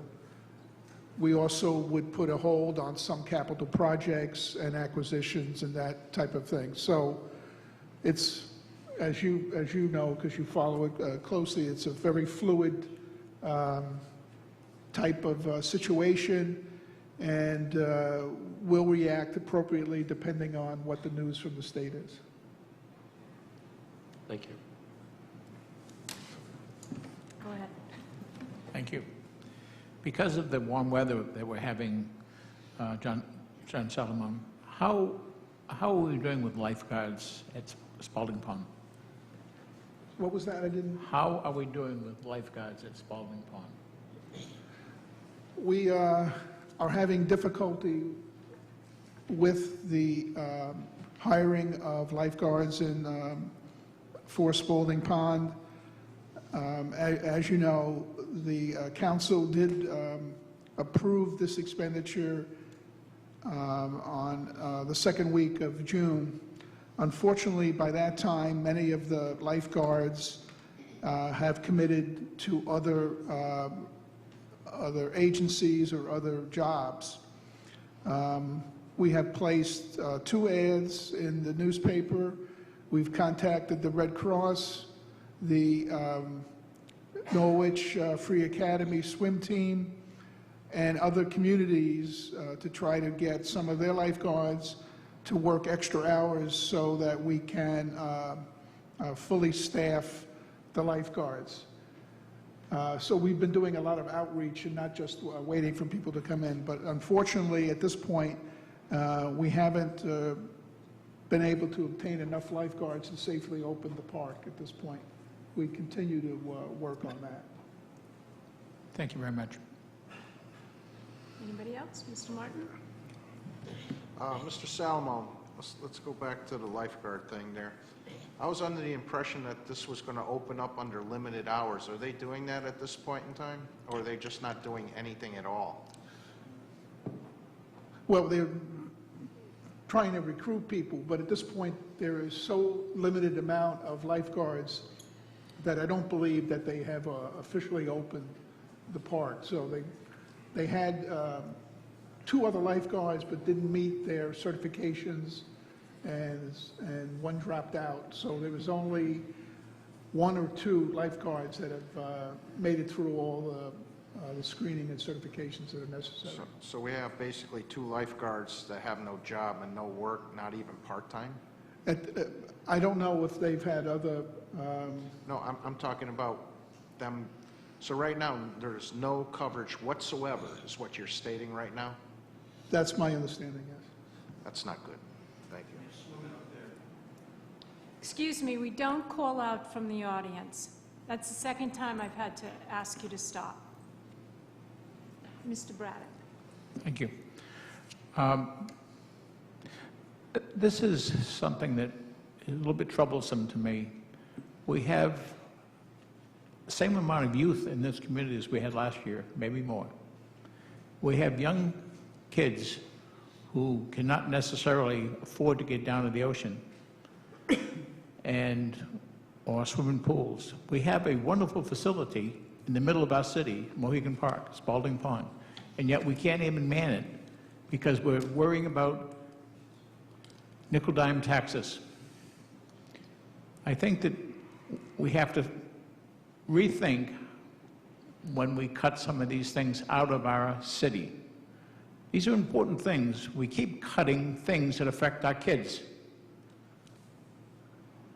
And our kids, we keep saying, are the asset of this community.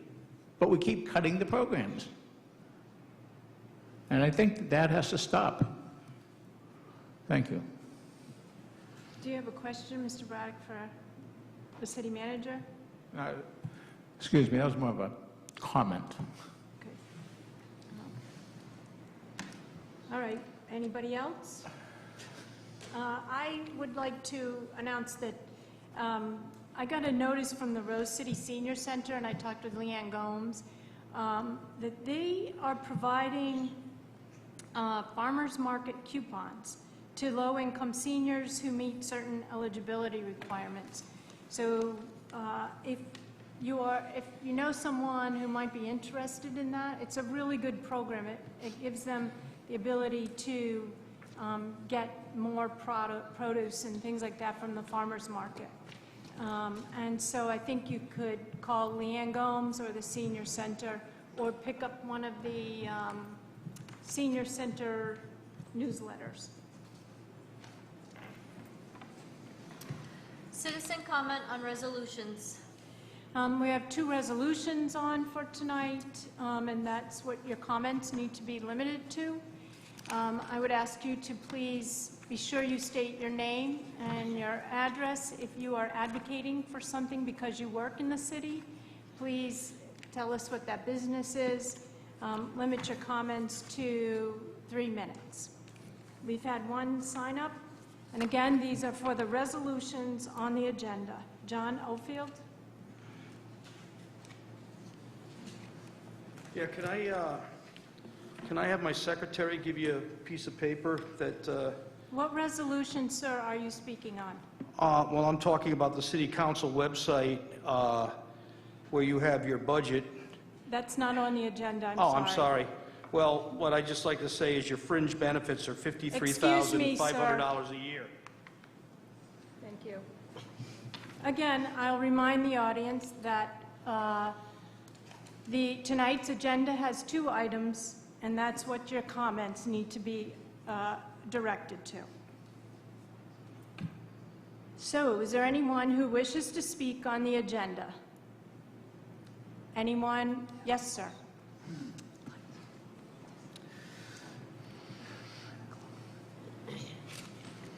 Good evening. Resolution number 1. I was opposed. I was tempted to let this pass. No, his name and address. Your name and address, sir. David Crabb, 47 Prospect Street. I was tempted to let this pass, and I come close to using the words from that old country western tearjerker, I was almost persuaded. This provides a lot of fodder for anyone running for the seats on this podium. My Monday mail included the property tax for my home, 47 Prospect Street, and it was a whopping $12. $2 a month. And it just put a little dent in the increase of my taxes that you passed the first year that you shed many tears about. Sir, are you speaking on the agenda items? I'm speaking on resolution number 1. The CDBG monies. I'll get back. Okay. Because this is taking money that the council took after the Democrat council superfunded the taxes in their last year in office, and this council put that money into the rainy day fund. The Democrats robbed us with a super tax, and this council aided and abetted in that robbery. And when I was a youngster, robbery was termed to be committed by a thief. When you rob a thief of my money, the dinner table language does not allow it to be described. Wait for the next council to start using the rainy day fund unless you intend to restore that money and make the taxpayers whole. Thank you. Thank you, sir.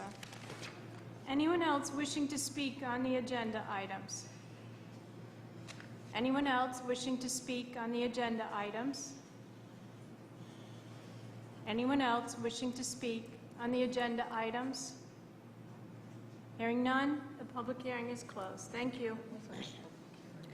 New business resolution number 1, relative to the community development block grant allocations and approved funding recommendations. A motion and a second, please. Alderman Braddock, Alderwoman Gould. Is there discussion? Alderwoman Philbrick? Do these have to be voted in the entirety, or can they be done line by line? Corporation Counsel? It'll be your choice. Anyone on the council can ask to have these divided, or you can take it up as a group, whatever you prefer.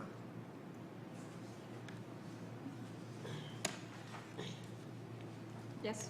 And I would like, would it be appropriate to make the motion now to say that I would like them line by line? Is there a second? Well, I don't think you have to. It's a matter of right. You could ask to divide the question into the components if that's the way that you would prefer that this be addressed. It's not a motion, it's just you have That's the the way right I as would an prefer. alderperson to make that request. That would be the way I would prefer, but I think my fellow council members should be allowed to weigh in And that's the also. way you take it up, is line by line. So, because she wants to Because she take would it? like to, yes. Okay, then we go line by line. How do you do? Do you want me to read them? Yep, read them off. Number 1, CD Office Administration. So then do I get a motion and a second for each line? A motion and a second to bring this forward, please. Alderwoman Philbrick, Alderman Braddock. Is there discussion? Hearing none. Those in favor? That's unanimous.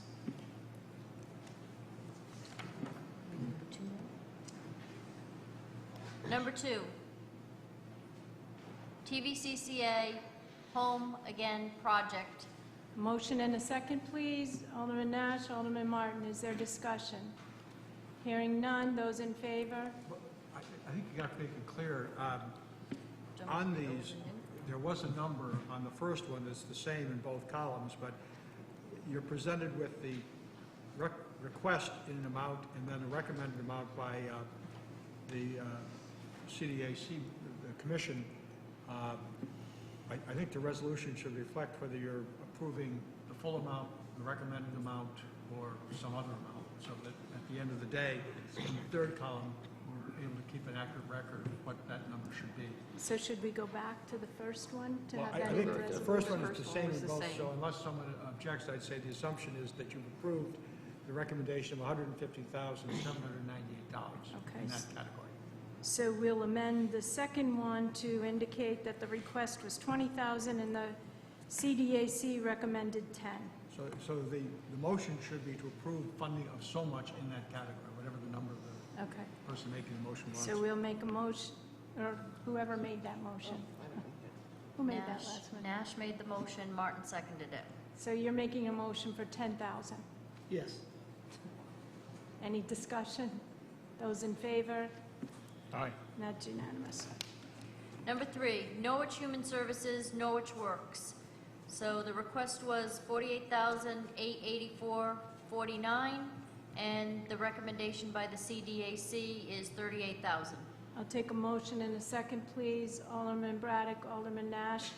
What is your pleasure for the amount? $38,000. I seconded. 38? 38,000 as it reads. Okay. Any discussion? Those in favor? And those opposed? One. I'm not opposed, I'm in favor. Let's do that again. Those in favor? Thank you. That's unanimous. NHS, number 4, NHS, Norwich Community Care Team, requested 15,000. CDAC recommendation is 10,000. A motion and a second, please. Alderwoman Gould, Alderman Nash. And is it your pleasure that it be 10,000 or 15? Discussion, please. Could we get the motion first? Motion for 10,000. Okay. And is that seconded? Second. Nash? Now there's discussion. I would like to amend this to take, to increase the Norwich Community Care Team, which I believe is their rapid rehousing, and give them their original request of 15 and decrease Safe Futures by $5,000.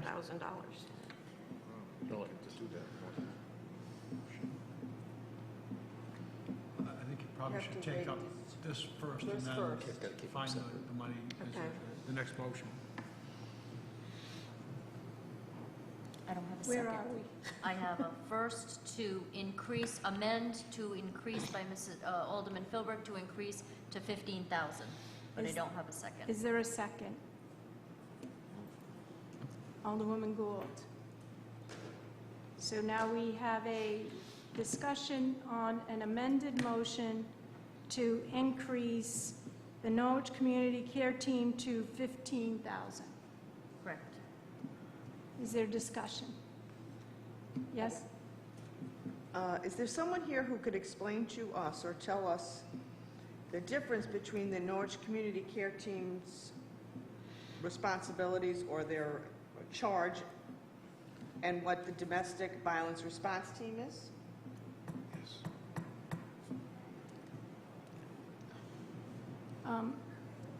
Well, If not, we'll then take it's kind not. of. We have Mr. Evans. What?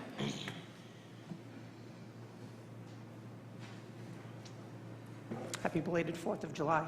I have to be careful with this because it's not my charge to necessarily explain individual applicants or applications at this point. But essentially, they're two completely different programs. Norwich Community Care Team focuses on, I think, as Alderwoman Philbrick said, I'll back up. Safe Futures Domestic Violence Response Team is more about domestic violence. They have an individual who works with the court as well as with the police and the individual who may have been injured as a result. So they'll go out and they'll meet with almost in a caseworker-like capacity to make people feel more comfortable with the fact that they might have to press charges against someone who assaulted them or put them in a unfortunate situation, where the community care team has a completely different mission. And I'll actually, since I have the book in front of me, I'll use that.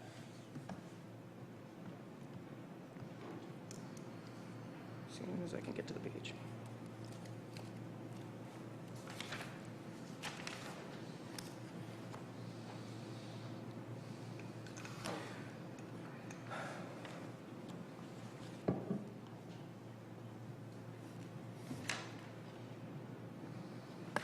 Bear with me one moment, please.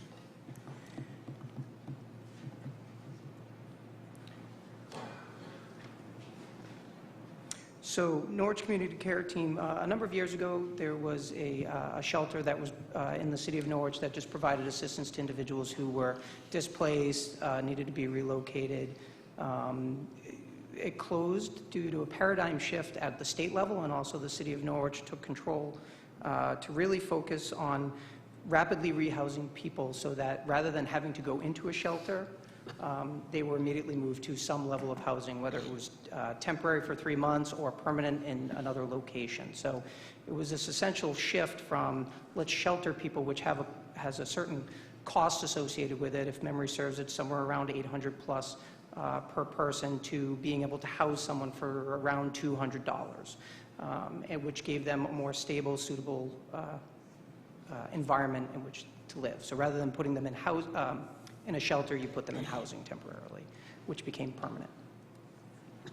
And would this be strictly for Norwich residents? Yes. The Norwich Community Care Team? Correct. CDBG funds are only to be used, Norwich CDBG entitlement funds are for Norwich residents only. Correct. Yes? Well, then I have a question, Mr. Evans, because the night that the Safe Futures did their presentation here, they said that 45% of their client base is in Norwich. Correct, but the funding that they use is specifically for the Norwich clients that they're helping. So they can provide services outside of Norwich. It could be a New London resident who calls in. However, if they're or a New London resident who is injured, however, these funds are tracked and allocated towards the Norwich residents. Okay. And then just through through the Sachem Fund, they also came before the Sachem Fund, Safe Futures. So they have, for lack of a better word, at their disposal numerous funding sources, whereas the community care team does not. And I just throw that out there as a point of reference. Thank you. Any other questions? Okay, so we are now going to vote on, Motion is amended. the motion is We're amended. voting on the amendment rather right now. And the amendment is to increase the CDAC recommendation of $10,000 to $15,000 for the Norwich Community Care Team. Correct? Correct. Those in favor? 2. Those opposed? 5. The motion does not carry. Now we're back to... Back to the 10,000. Now we're back to the Norwich Community, and do we need a motion in a second? There's a motion second already, so you just need, you're voting on the $10,000. Okay, so we are now voting on the $10,000 for the Norwich Community Care Team. Those in favor? 5, Wait a minute, 6. I'm confused. Mr. Martin, I'd like to be excused. Okay. If it's too much of an imposition, Jerry, I apologize. Okay, we'll carry on. Then the Norwich Community Care Team, we are voting to have $10,000, which was the CDAC, and we have a motion and a second. All those in favor? That's unanimous. Thank you.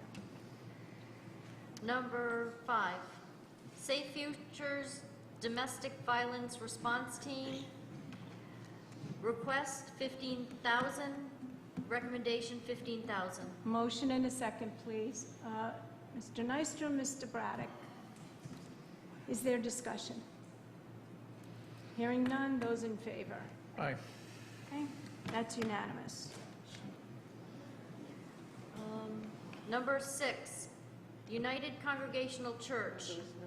Did I miss No one? allocation. There is no I'm sorry. allocation. Number, Well, no, don't we have to say, Number 7. do we have to say everyone, even if there was no recommendation? I'm sorry.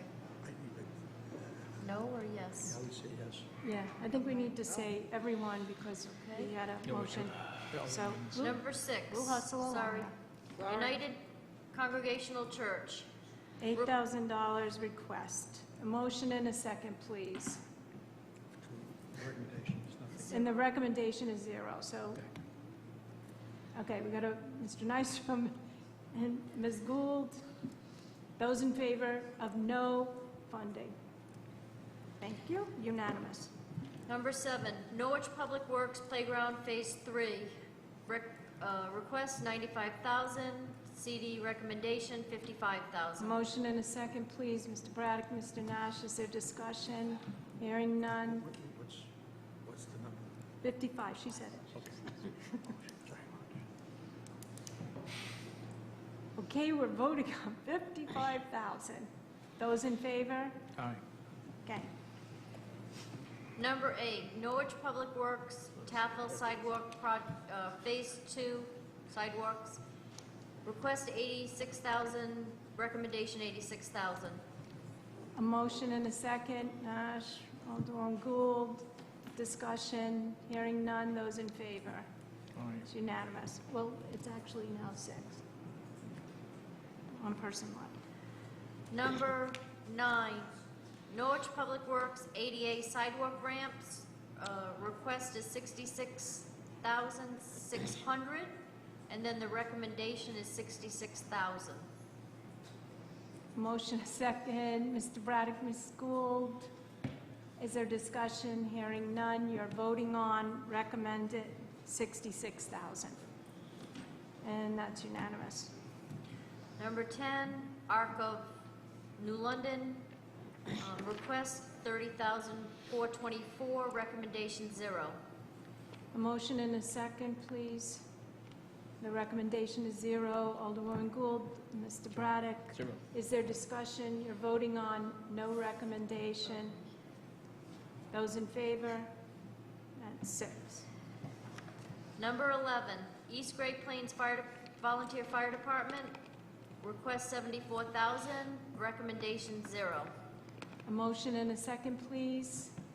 Martin, Braddock, discussion. You're voting on no recommendation. All those in favor? Oops. I'll recuse myself. Oh, we didn't get to that yet. All those in favor? We have 3 opposed, 1 recused, Wait a minute, opposed 1. is 2 or 1? 1 is opposed. Mr. Nash is opposed? And is Mr. Braddock opposed too? No? Mr. Braddock, were you voting? I agreed with the no contribution. Okay. And then Alderwoman Gould is recused. So we have 3 positive? Is that motion carried? So- You need 4 in order to carry it. So But you're now what missing- happens? We're missing. No, 1, 2, 3, 4, 5. You have 3 to 1 and 1?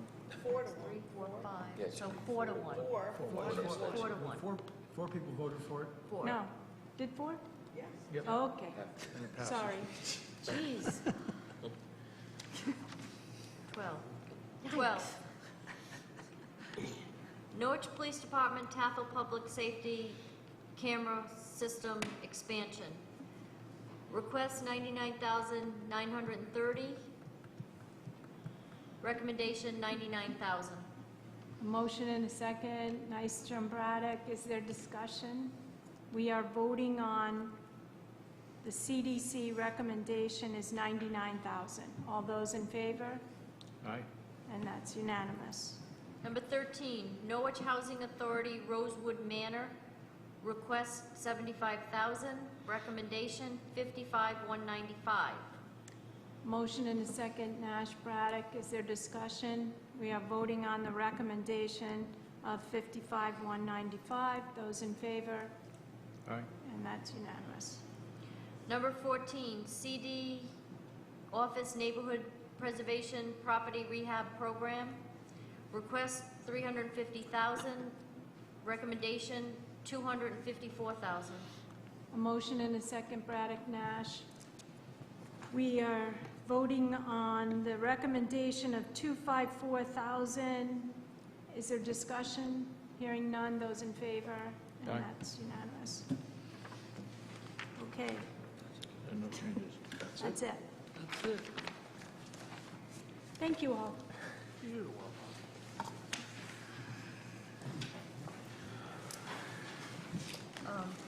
Sorry. Number 2, relative to City Manager John Solomon to apply for the Justice Assistant Grant. Motion and a second, please. Nystrom, Braddock. Is there discussion? Hearing none. All those in favor? Aye. Unanimous. Yep, I got New business ordinances. Number 1, an ordinance amending Ordinance 1749 and appropriating an additional funds from the unrestricted fund balance to the City Consolidation District. Sorry. See, it's a rough night. No tongue twister, Is sorry. there a motion and second to schedule a public hearing on the proposed ordinance for July 17, 2017 at 7 p.m., said ordinance being given its first reading? Mr. Braddock, and seconded by Alderwoman Gould. Those in favor?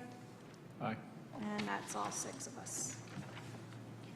Number 2, an ordinance amending Ordinance 1750, appropriating additional funds from the unrestricted fund balance to the Town Consolidation District. Is there a motion and second to schedule a public hearing on the proposed ordinance for July 17th, 2017 at 7 p.m., said ordinance being given its first reading? Gould and Braddock? Those in favor? Aye. And that's everyone. Number 3, an ordinance appropriating $3,200,000 for public safety equipment and authorizing the issuance of $3,200,000 bonds of the city to meet said appropriation, and pending the issuance thereof, the making of temporary borrowing for such purpose. Is there a motion and second to refer this to the Public Safety Commission and schedule a public hearing on July 17, 2017 at 7 p.m., said ordinance being given its first reading? And there is a public safety meeting on July 12th, where Mr. Braddock, Mr. Nash, and Mr. Martin are part of that. So is there a first and second, please? Nash and Gould. Those in favor? Aye. And that's unanimous. Mr. Braddock? I hereby move pursuant to Connecticut's statutes 1-200 that the members of the Norwich City Council go into executive session for the purpose of discussing the performance and evaluation of City Manager John Salamone, who does not require that these discussions be held at an open meeting and who will not attend. Director of Human Resources Bridget Marks shall be asked to attend all or portions of this executive session at the request of the City Council. Is there a second, please? Mr. Second. Braddock, those in favor? And is that everybody? Okay, let's go.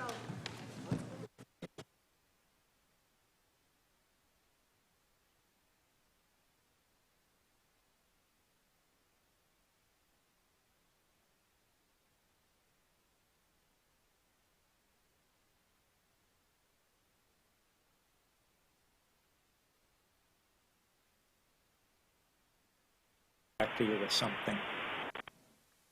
Let's see. Okay. Sure. Thanks very much, Bruce. Appreciate it. Wook.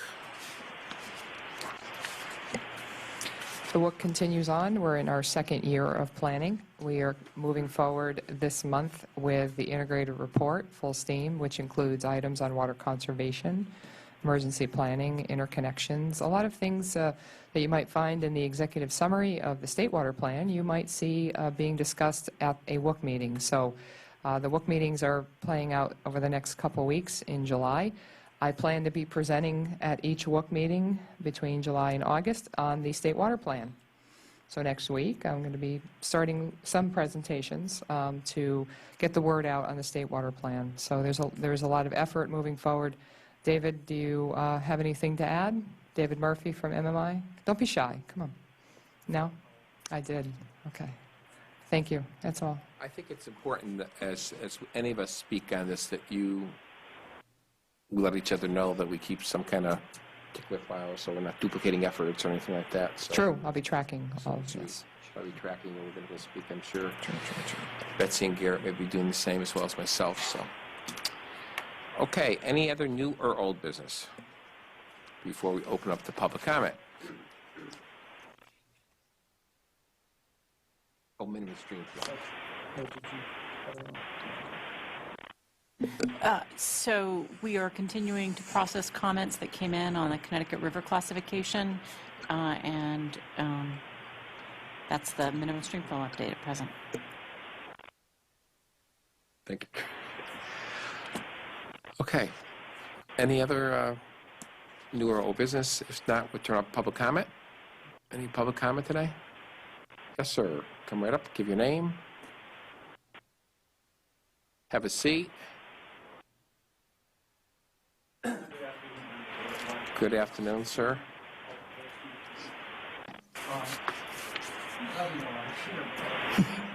We always like to see you, sir.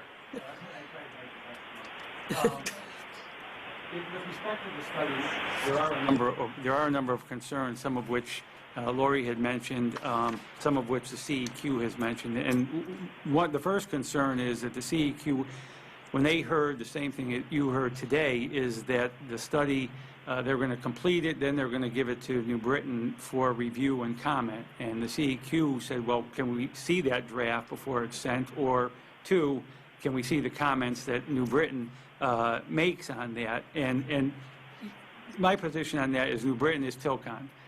They have the same lobbyists working for New Britain, working for Tilcon. The initial proposal that LEI made on June 17, 2016 states, and I'm quoting, "We anticipate requiring up to an additional 2 weeks to make final revisions to our report based on receiving written and verbal comments from New Britain and Tilcon."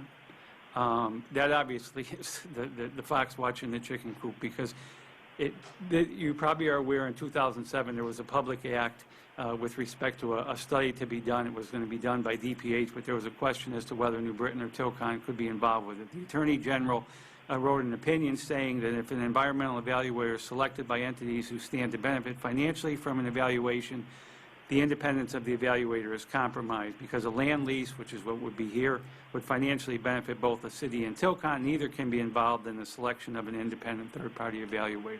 What's clear on this, going back 10 or 11 years, is that, especially with respect to Leonard, is they are working hand in hand with New Britain and Tilcon on this proposal. I mean, there's some quotes in here. The kickoff meeting for this, and they use the word quarry project. They don't use the word environmental study.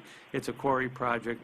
To discuss the quarry project was hosted by Tilcon with 4 senior Tilcon officials, all the study consultants. Jim Erickson was there, Mayor Aaron Stewart was there, Gil Bly of the Water Department, and what's worse, Tilcon's lobbyists and public relations people. I mean, my concern is if it started out with their being so involved, I don't want it to end that way. I mean, there's nothing we can do really to not know whether they're going to meet with Tilcon, which I'm sure they are, meet with Tilcon lobbyists, which I'm sure they are, which are going to meet with New Britain. But I think it should be adamant that if they submit any of these proposals, you need to know who it was submitted to, if comments were made, because there's no doubt in my, and what Tilcon wants is they're not concerned with an environmental study. Everybody in the room knows that. They're concerned with one thing, is getting their quarry to quarry that watershed for 40 to 50 years. The second issue that I have is the scope of the study. I think it is incomplete. This is to look at environmental impacts of use on local hydrology, forest ecology, natural land resources and formations, and wetland systems. You know, you talk about the statewide water plan. You've been dealing with this as long as that plan. This goes back to June of last year. And your initial approval of the plan in a letter you sent June 28th, 16, said this is, the focus is protection of the environment. And then you reference comments made by the CEQ, and you attach them to your letter, Mr. Chairman, and it says that the requirements of subsection B1, which is the environmental, are quite broad in scope, and we anticipate paying particular attention to the ecological impacts. And with respect to the scope, and I think that answers some of the questions you have, I think it's underwhelming at best. They've acknowledged that there are an endangered species there, the bats. They've also indicated to the CEQ they're not studying that bat habitat. They're not studying snakes. I mean, firsthand, I can tell you there are rattlesnakes up there. The adjacent mountain, which 72 and 84 splits, it's called Rattlesnake Mountain. They're not studying invertebrates. What they are, in terms of